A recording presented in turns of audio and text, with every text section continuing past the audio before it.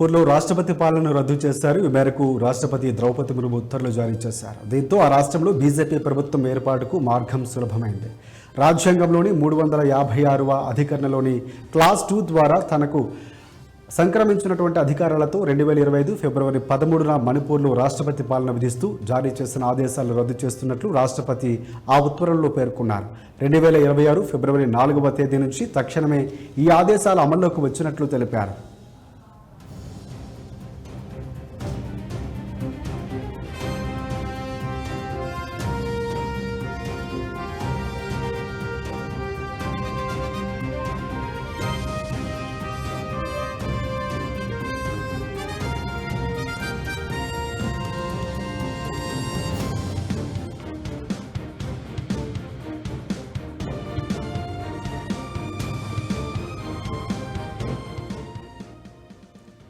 ఇక మణిపూర్ ముఖ్యమంత్రిగా యమునాం ఖేమ్చంద్ సింగ్ ప్రమాణ స్వీకారం చేశారు. రాజధాని ఇంఫాల్లోని రాజ్భవన్లో ముఖ్యమంత్రిగా ఖేమ్చంద్ సింగ్ చేత ఆ రాష్ట్ర గవర్నర్ అజయ్ కుమార్ భల్లా ప్రమాణ స్వీకారం చేయించారు.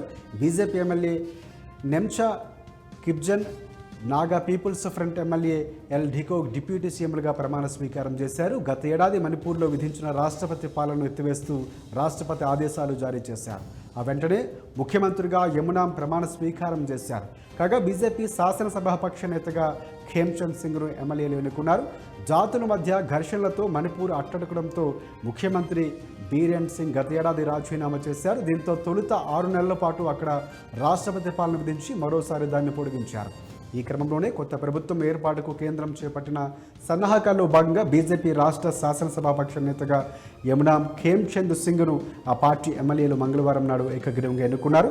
దీంతో 62 ఏళ్ల ఖేమ్చంద్ మణిపూర్ కొత్త ముఖ్యమంత్రిగా ప్రమాణ స్వీకారం చేసేందుకు సన్నాహకాలు జరుగుతున్నాయి. మణిపూర్ రాజకీయాల్లో బీజేపీ కీలక నేతగా ఖేమ్చంద్ పేరు తెచ్చుకున్నారు.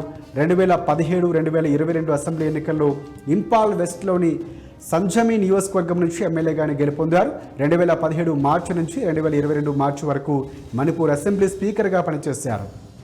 ఇక 2022 అసెంబ్లీ ఎన్నికల్లో బీజేపీ మెజార్టీ సాధించడంతో బీరేన్ సింగ్ ప్రభుత్వంలో రెండవసారి కేబినెట్ మంత్రిగా సింగ్ నియమితులయ్యారు. మున్సిపల్ పాలనా వ్యవహారాలు, హౌసింగ్ డెవలప్మెంట్, గ్రామీణాభివృద్ధి, పంచాయతీరాజ్, విద్యాశాఖలను నిర్వహించారు ఆయన. 2025 ఫిబ్రవరిలో మణిపూర్లో రాష్ట్రపతి పాలన విధించేంత వరకు ఆయన పదవుల్లో ఆయన సమర్థవంతంగానే నిర్వహించారు.